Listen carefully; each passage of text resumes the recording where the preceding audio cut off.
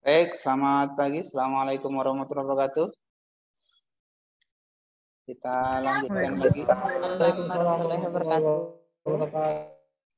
Oke, kita lanjutkan lagi kuliah kita, mata kuliah Internet of Things.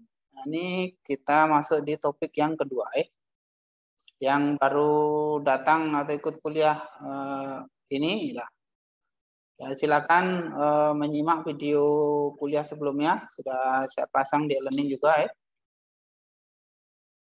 Terus materi juga ada, silakan di-download ya. Aktivitas kamu di e-learning sangat menentukan nilai absensi kuliah kamu ya. Nanti saya tunjukkan ya. Bagaimana aktivitas kamu di e-learning. Jadi nggak cukup hanya mengupload tugas ya. Ini tugas yang kuliah pertama juga ada. Nah, silakan disimak, diikuti ya. Tugasnya silakan dikerjakan ya. Oke, nah di topik kedua nih kita akan membahas beberapa konsep dasar ya tentang elektronika ya, karena kita sedang berhubungan dengan elektronika. Saya nggak tahu kalau kurikulum kita ya ada nggak mata. Kalau saya dulu waktu kuliah ilmu komputer ada itu elektronika 1, elektronika 2 itu. Ya. Ya tapi ya mestinya orang komputer jangan buta elektronika ya, kok buka komputer kesetrum ya. Orang nggak ngerti elektronika sama sekali aja nggak mungkin, nggak masuk akal ya. Kan kita bekerja dengan mesin elektronik kalau kita nih hobi komputer ya. Ya kita harus tahu lah ya konsep, paling nggak konsep-konsep dasarnya ya. Baik, kalau kita buka slide-nya, sebenarnya waktu SMA kamu juga sudah pernah mengenal misalnya beberapa istilah yang mungkin nanti kita pelajari ya. Jadi kalau kita bahas apa itu elektronik atau elektronika ya, itu sebuah cabang ilmu ya, bidang kajian ya, yang fokus pada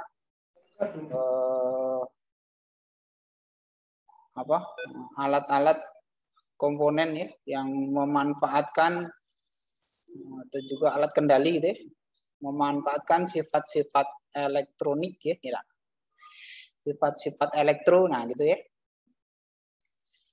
yang memanfaatkan atau berhubungan langsung dengan energi elektrik ya. Jadi kita memanfaatkan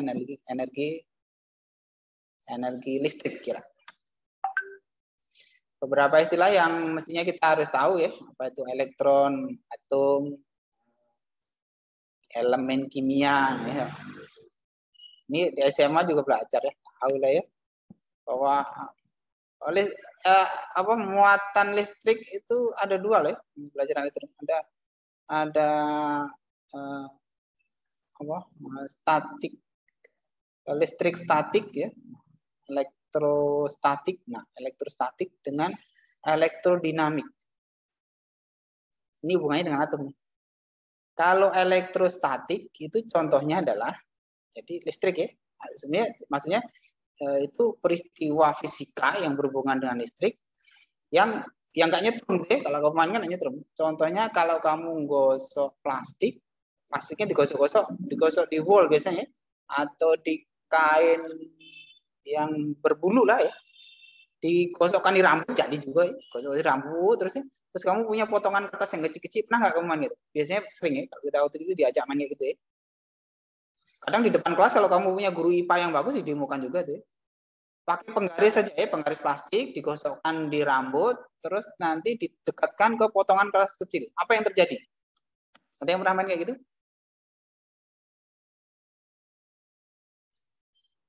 Kok diem nggak lo? Kalau mau ngomong boleh buka open mic-nya. Apa yang terjadi kalau bahan plastik kita gosok terus kita dekatkan ke potongan kertas ya? Apa yang terjadi? Kertasnya terangkat, Pak. Nah ya, kertasnya bergerak ya. Bergerak bisa terbang-terbang sampai lengket nempel ke plastiknya ya, penggarisnya ya. Nah, itu adalah contoh elektrostatik namanya. Jadi sebenarnya ada peristiwa listrik di situ, yaitu loncatan elektron dari plastik yang bermuatan negatif. Nah, cari di YouTube, ada training. Meloncat ke bahan kertas yang dominan bermuatan positif. Nah, gitu ya. Kapan sebuah partikel atau sebuah material itu bermuatan positif, kapan bermuatan negatif, sangat bergantung dari komposisi elektron yang mengitari atom. Nah, ini gambar atom ya. Ini gambar atom. Nah, atom itu kan strukturnya ya. Ini menurut teori Dalton ini. Struktur atom itu ada inti atom. Inti atomnya ini ada 2 partikel nih. Yang merah nih partikel bermuatan positif. Yang kuning ini partikel bermuatan netral. Ada 2 partikel di tengahnya, di tengahnya atom, di inti atom. Kemudian inti atom ini dikelilingi oleh partikel yang bermuatan negatif. Selalu muter terus. Seperti planet kita mengelilingi matahari. Oh gitu nah. Jadi sebenarnya kita tuh bagian dari atom yang besar loh gitu nih. Ya di alam semesta ya. Ini elektronnya ibaratnya planet bumi ya, mengelilingi matahari intinya ya. Di atom. Nah yang namanya atom kan atom. Atom itu adalah kalau kamu ada duduk di depan meja ya. Coba kalau meja kamu tuh kamu potong kecil sampai kecil jadinya apa? Bagian dari material yang paling kecil. Itu yang disebut dengan molekul ya. Kalau molekul itu dibelah atau apa yang menyusun molekul itu yang disebut atom ya. Jadi atom itu yang menyusun molekul. Kalau molekul-molekul bergabung menjadi material, gitu ya. Nah ini pelajaran SMP cuma pelajaran nih. Ya, nah kita menggunakan, kita tuh bisa main-main listrik ya, elektrik ini dengan menggunakan sifat atom ini. Ternyata atom itu punya muatan ya. Kalau sebuah atom dominan mempunyai muatan negatif, ya, maka selalu ada elektron yang meloncat-loncat ya. Dia bisa berpindah ke atom sebelahnya. Kalau di sebelahnya ada atom lagi, nah dia bisa meloncat. Gitu ya. Oke, itu yang konsep dasar-dasarnya ya. Ada elektrostatik, ada elektrodinamik. Nah, kalau elektrodinamik itu listrik yang bergerak ya. Listrik yang bergerak ya. Kalau kamu punya bahan sumber tenaga listrik, contohnya baterai, kamu hubungkan dengan kabel, ya, penghantar arus, kabelnya ya. Kabel namanya penghantar arus ya. Karena tidak semua bahan menghantarkan arus ya. Nah, itu ya kamu tahu lah ya. Apa benda yang menghantarkan arus sama tidak dari SD diajari itu ya. Terus kalau ada baterai atau sumber energi listrik terus dihubungkan dengan penghantar arus, di ujungnya dikasih beban.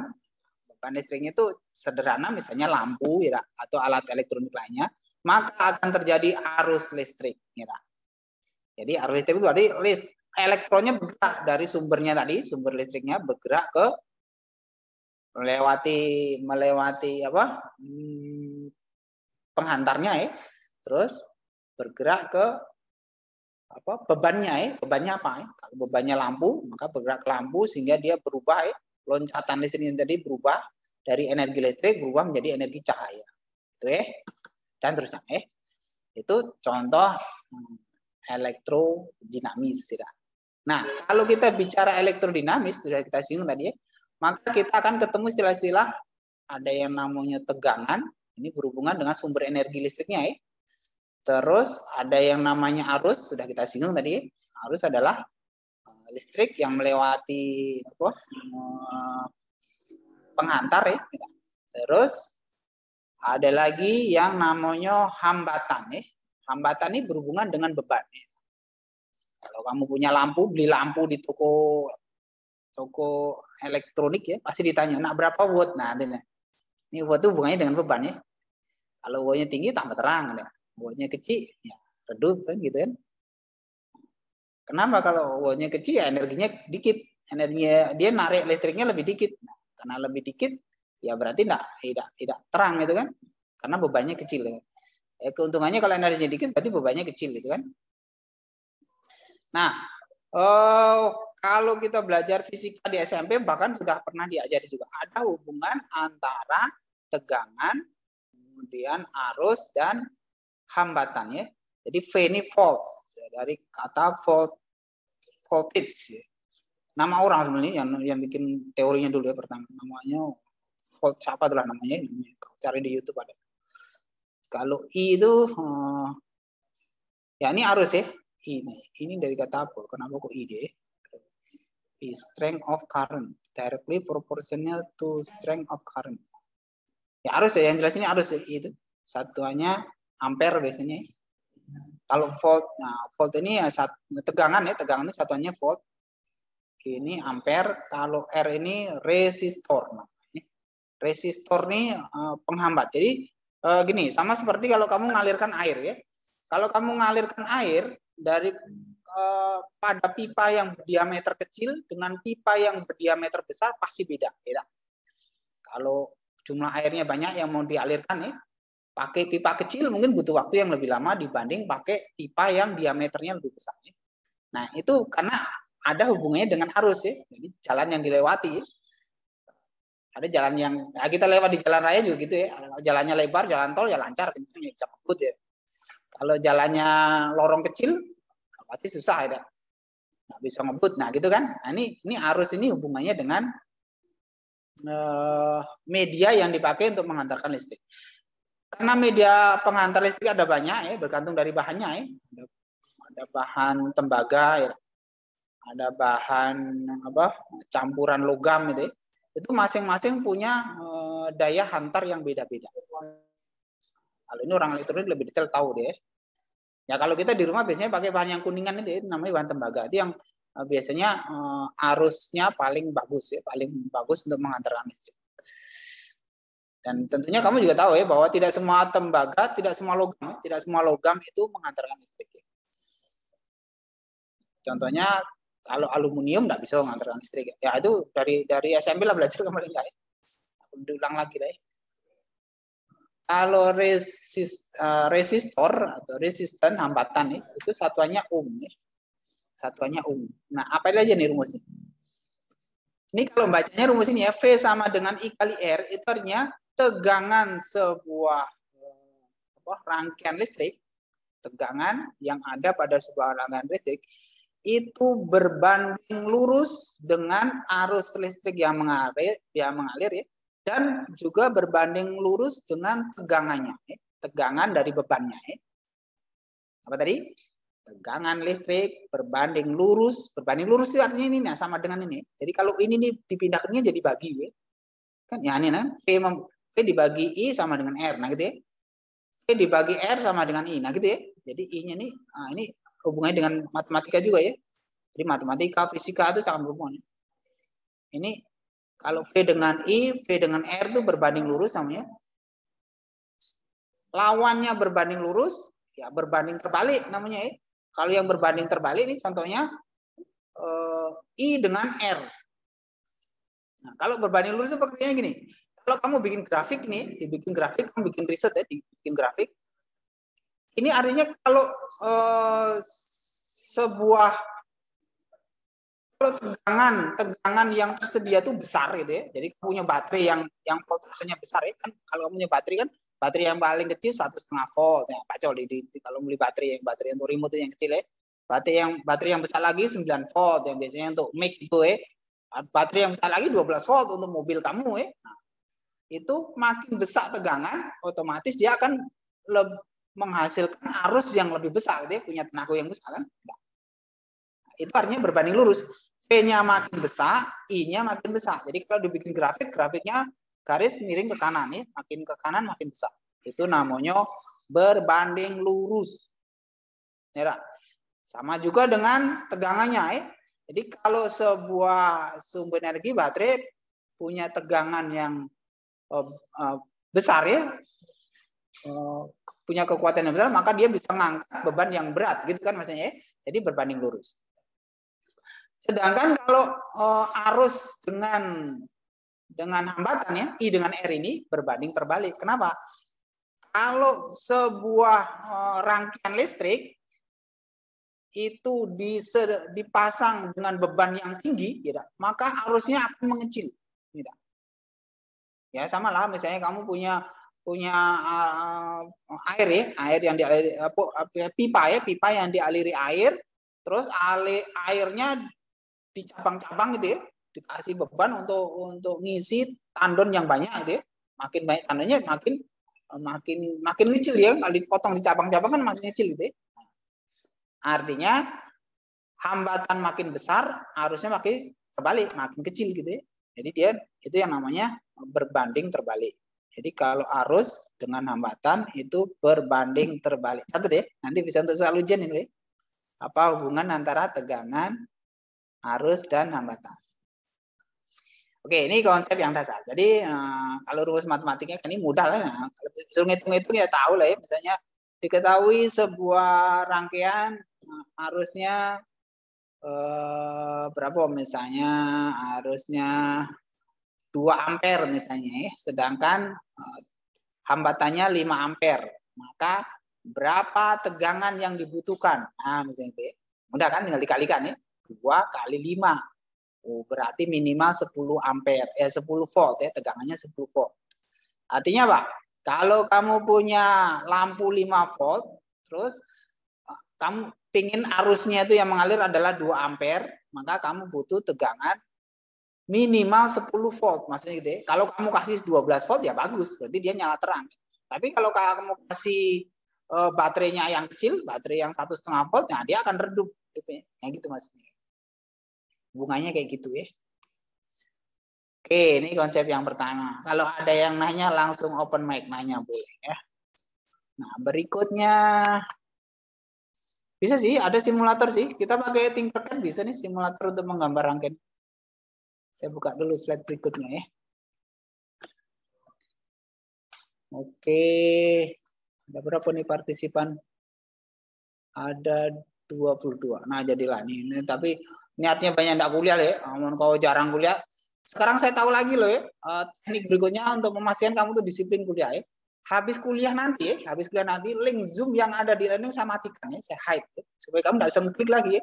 Biar saya tahu tuh siapa yang rajin ikut Zoom sama tidak. Beda nilainya ya, minimal nilai tugasnya ya. Beda nilai tugasnya. Soalnya ada anak yang modusnya dia tuh hanya ngupload tugas aja dia. Ya boleh ngupload tugas saya, berarti ya dapat nilai tugas ya. Tapi nilai absensinya tidak. Absensinya dari ikut kegiatan kuliah daring ini ya pakai Zoom ya. Jelek-jeleknya nonton video lah ya. Kalau nonton video kan bebas, kamu ngekliknya kapan boleh. Oke, nah ini contoh cara menggambar rangkaian elektronik ya. Jadi kalau seperti ini artinya ini yang kayak gaji ini namanya simbol tegangan ya, hambatan. Tegangan, hambatan ya, hambatan listrik. Nah, di sini pada contoh ini ada hambatan 2,2 ohm. Ya. Kalau ini namanya simbol diode. Jadi ada bahan yang tipenya diode ya. Contoh yang paling simpel diode itu lampu LED ya, lampu LED. Lampu LED mana lampu LED ya. Lampu LED itu kayak gini bentuknya ya. Nah, tahu lah ya. Sekarang kalau kamu kadang orang pakai motor pakai lampu LED ya, sekarang mobil pakai lampu LED ya, karena bahan lampu berbahan LED ini diode ini hemat energi. Jadi bisa mengubah listrik secara optimal ya untuk menghasilkan cahaya. Ini diode. Tapi bahan elektronik yang menggunakan sifat diode banyak, nggak hanya lampu LED ya. Contoh yang lain misalnya untuk menghasilkan tenaga listrik dari matahari itu juga lampu LED ya, pakai lampu LED.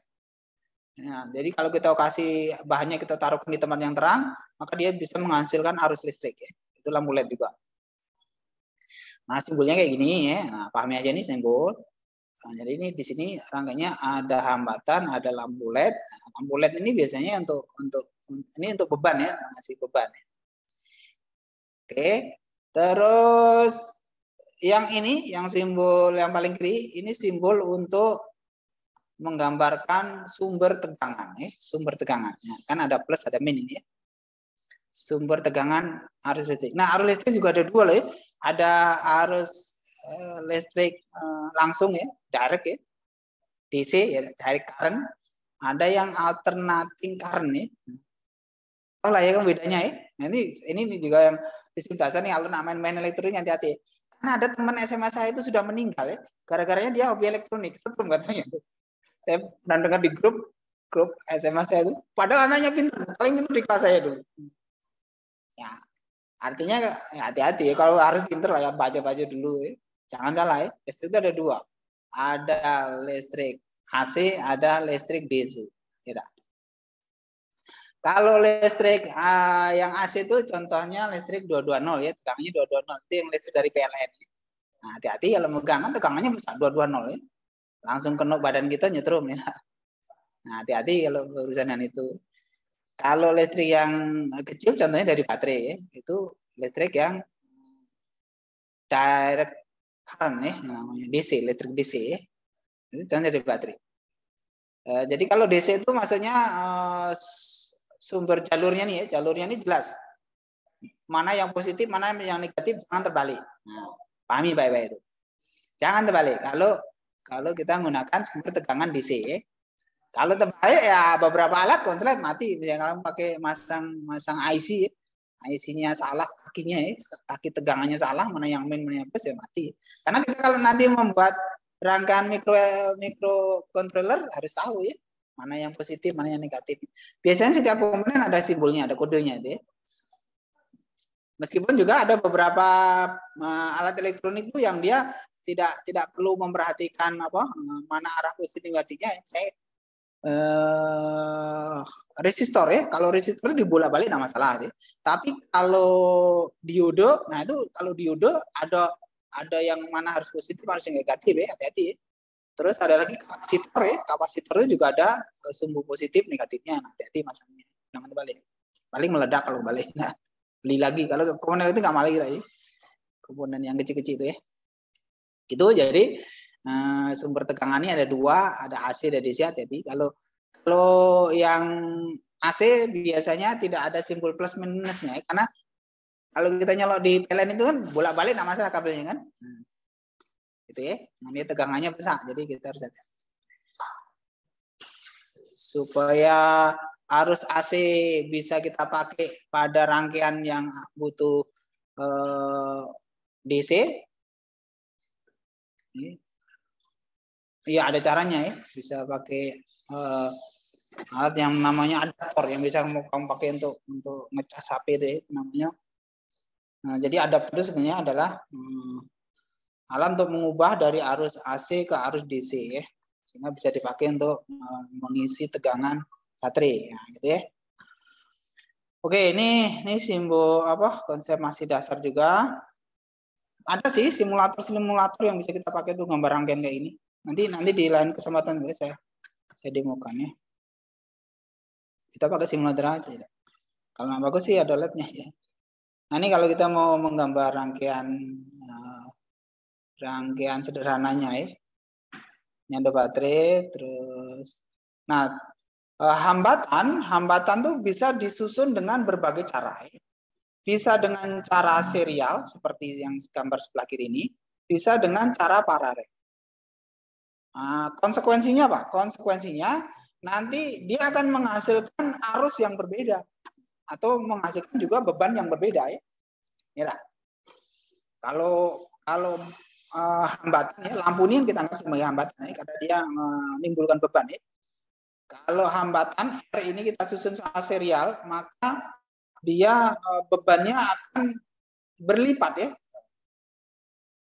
jumlahnya ya. Jadi beban totalnya sama dengan jumlah dari beban yang kita pasang gitu ya. Ini kalau serial. Sedangkan kalau kita pasang paralel, maka bebannya adalah jumlah sepernya ya, jumlah seper hambatannya ya. Jadi ini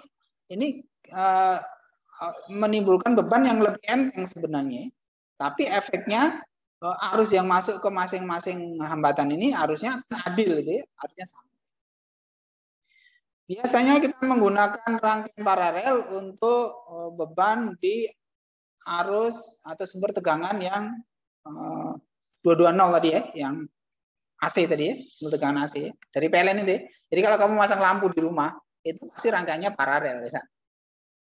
Artinya apa? Artinya kita kasih ini jumlah arus yang sama di setiap beban yang kita pasangkan di sumber tegangan yang kita punya ya. Sumber tegangannya dari PLN berarti nanti akan dibagi rata ke seluruh lampu yang kita punya gitu ya. Nah, ini yang perlu kamu pahami. Ada rumusnya juga nih sebenarnya untuk menghitung detailnya ya. Kalau kamu punya rangkaian serial, maka rumus untuk menentukan total tegangannya berapa ya. Jumlah tadi ya, prinsipnya ya. Kalau kamu punya rangkaian paralel, maka rumus untuk menghitung total tegangannya seperti apa ya. jumlah sepernya tadi ya, seper yang ala-ala ada 2, misalnya ini R1, R2, ini berarti total hambatannya adalah seper R1 ditambah seper R2. Gitu ya. Seper R-nya ya. Kalau ini cukup R1 tambah R2, nah ngitungnya mudah ya. Ya, jadi kalau mudahnya gini ya, efeknya ini konsekuensinya ya. Kalau kamu nyusun rangkaian dengan cara paralel, maka dia akan nyala terangnya sama. Kalau kita anggap ini bebannya sama, sama-sama 5 watt, terangnya sama. Dan baterainya mungkin lebih lambat habisnya deh, baterai. Tapi kalau kamu pasang serial, dia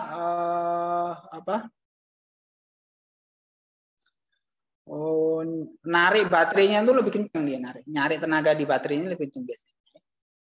Ya.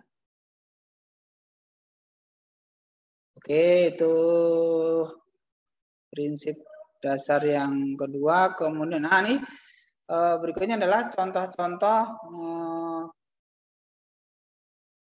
komponen elektronik. Nah, ini juga harus tahu juga nih. Saya besari dulu ya, biar kelihatan ya. Kelihatan nggak? Saya besari dulu dikit. Ya, lanjutlah. Yang rajin yang kuliah ini lah ya. Nah, nanti habis kuliah ini saya sharekan boleh. Ada 25 sekarang ya. Saya bacain slide dulu nih ya. Kalau ada pertanyaan boleh langsung aja. Yang bagus sih ada project sih.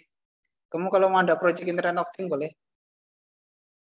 Harus Internet of Things tapi ya, bukan cuman bikin Arduino, bukan, harus Internet of Things ya. Beda ya, kalau Internet of Things itu rangkaian Arduino kamu itu, microcontroller kamu itu ya, itu data yang dihasilkan itu dikirim ke jaringan ya.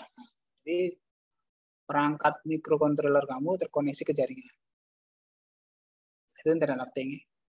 Kalau cuman Arduino aja masih itu Arduino, baru bikin microcontrollernya ya, belum Internet of Things. Advanced Electronic Terminology Concept. Nah, konsep dasar dari perangkat elektronik ya. Ini kamu kalau buka, ada nggak yang hobi elektronik nih? Kamu buka radio lama kamu ya, ada nggak yang masih main radio ini? Nyala radio? Sekarang nggak sekarang ya? Nggak ada. Kalau dulu saya belajar elektronika sama guru saya diajarin buat radio, ngerangkai radio dewe, radio MB itu ya, belum FM belum ya. Kalau FM agak pakai komponennya lebih sulit ya. Kalau MB itu ada mekaniknya itu untuk nyari gelombang itu ya. Jadi perangkat dasar komponen elektrik itu ini sebenarnya. Ini resistor namanya. Kalau ini kumparan nih. Kumparan ini biasanya untuk mengatur, menaikkan, menurunkan tegangan atau arus ya, arus itu ya. Dari tegangan 220 supaya menjadi 12 volt, nah gitu. Ini pakai kumparan ini. Atau kadang disebut istilahnya solenoid ya, solenoid. Kalau yang ini namanya kapasitor. Ya, kapasitor itu gunanya untuk menyimpan arus listrik. Jadi, enaknya listrik ya, hebatnya energi listrik itu, energinya bisa disimpan ya. Bisa disimpan nah, untuk kebutuhan di sesi berikutnya gitu ya. Jadi bisa disimpan. Ini kapasitor. Nah, ini kakinya ini ada sumbunya, ada yang positif, ada yang negatif. Hati-hati kan. Kalau resistor ini kakinya bebas ya, kebolak-balik tidak masalah. Ini juga nggak masalah ini kembali kumparan ini, nggak ada kutubnya ya. Kalau ini ada kutubnya. Kalau ini namanya diode ya. Kalau diode ini gunanya untuk menyelaraskan arus. Jadi biasanya ini dipakai misalnya adalah kalau kamu mau bikin adaptor ya, alat untuk ngecas HP itu ya, ngecas baterai. Nah itu biasanya membutuhkan komponen yang namanya diode ini ya. Karena dia gunanya untuk menyelaraskan arus ya. Jadi kalau arus dari listrik ya, dari PLN itu ya, itu kan tegangan 220. Itu arusnya kan kalau kamu gambar pakai oscilloscope ya, itu grafiknya naik turun ya. Karena dia kan sumbernya dari dinamo ya, yang dinamo itu berputar ya, naik turun itu. Tapi karena kecepatannya tinggi maka seolah-olah dia lurus gitu ya. Padahal dia sebenarnya naik turun. Ya. Sedangkan listrik yang bisa untuk ngecas baterai ya, itu kalau listriknya nggak naik turun tapi harus stabil, itu harus lurus ya. Nah, untuk meluruskan arus tadi itu ini bayangan saya ya, karena ini ada hubungannya kompleks ya, ada hubungannya dengan fisika ya, ada hubungannya dengan matematika fisika bahkan ya. Tadi saya sudah nyinggung sinus, gelombang sinusnya gitu kan ya. Tapi mudahnya gini, alat ini kalau kamu bisa kamu pakai ya untuk menyelaraskan arus ya, supaya arusnya menjadi lurus ya, bukan naik turun tadi gitu ya. Nah, ini diode ini. Nah, terapannya biasanya dipakai untuk membuat rangkaian contohnya ya, tentu terapan yang lain banyak ya. Untuk apa? Alat adaptor ya, adaptor untuk ngecas baterai itu ya. Nah, ini kakinya juga ada kutubnya ya. Yang ada tandanya silver ini biasanya ini untuk negatif ya. Atau yang positif ya. Baca nih ya, nanti cari tutorial di YouTube ya, yang mana yang positif. Jadi beda ya, jangan terbalik gitu ya. Terbalik ya bisa alatnya kalah ya, terbalik bisa panas ya. Meledak tidak sih, nggak usah takut ya. Biasanya takut Pak, saya main listrik takut meledak. Bisa halaman itu ya. Nah, namun yang kakinya 3 nih, yang kakinya ini namanya transistor. Transistor itu kakinya 3. Yang tengah itu namanya kaki basis, yang pucuk ini kolektor, yang bawah ini emitor. Nah, gitu ya. Basis, kolektor, emitor. Gunanya apa? Gunanya untuk mencabangkan arus ya, mencabangkan arus.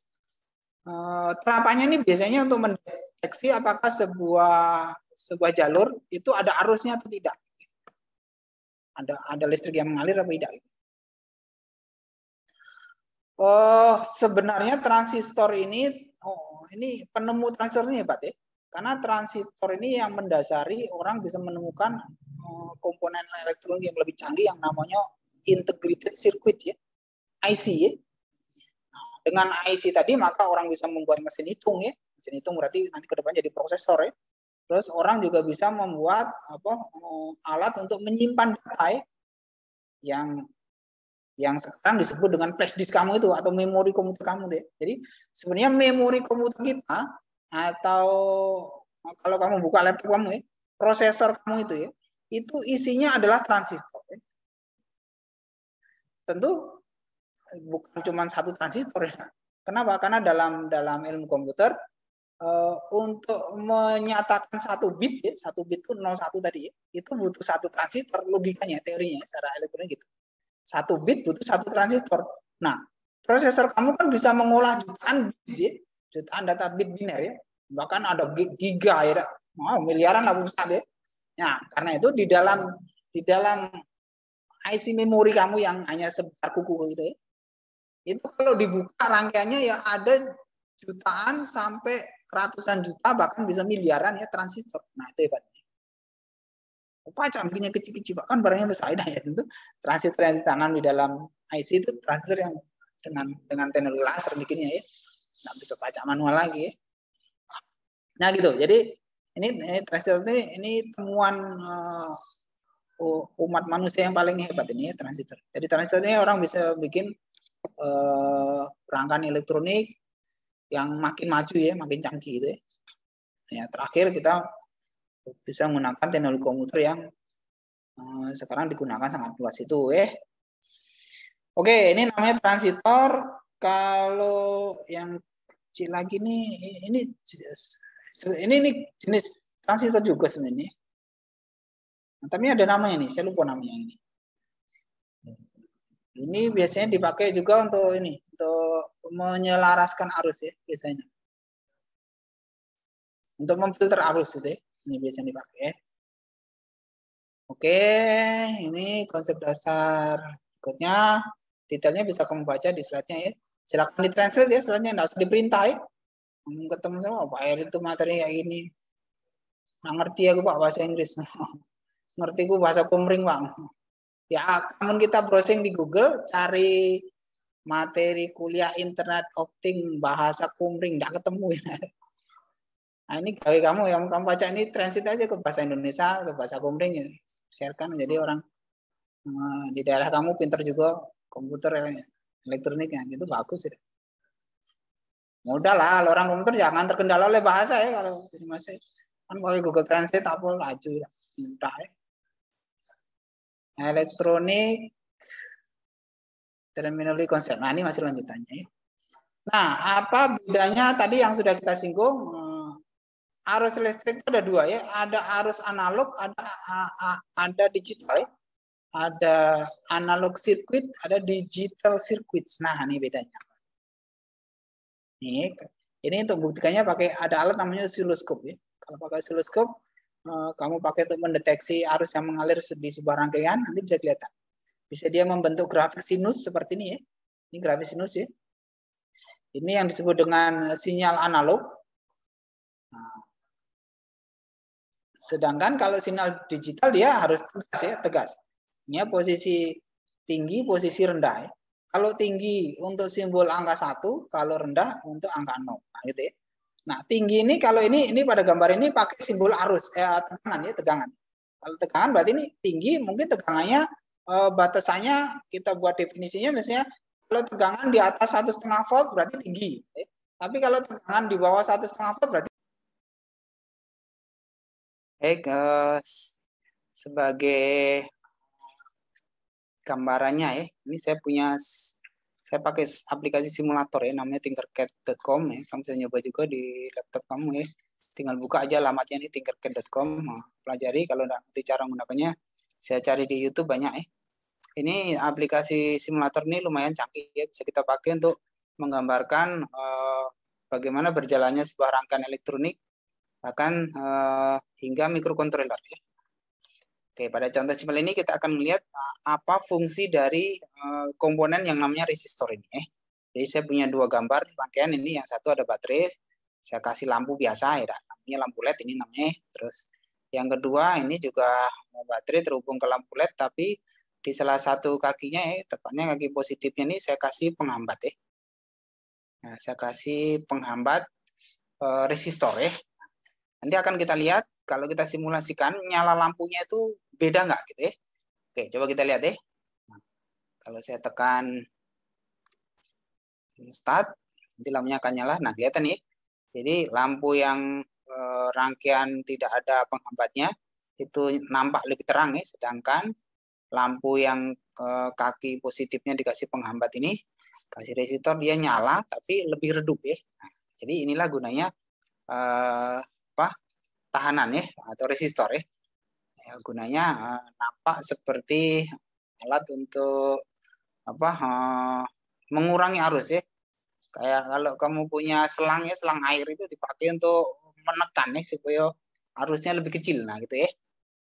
Karena arusnya lebih kecil berarti energinya lebih kecil yang mengalir sehingga lampunya nyala lebih redup.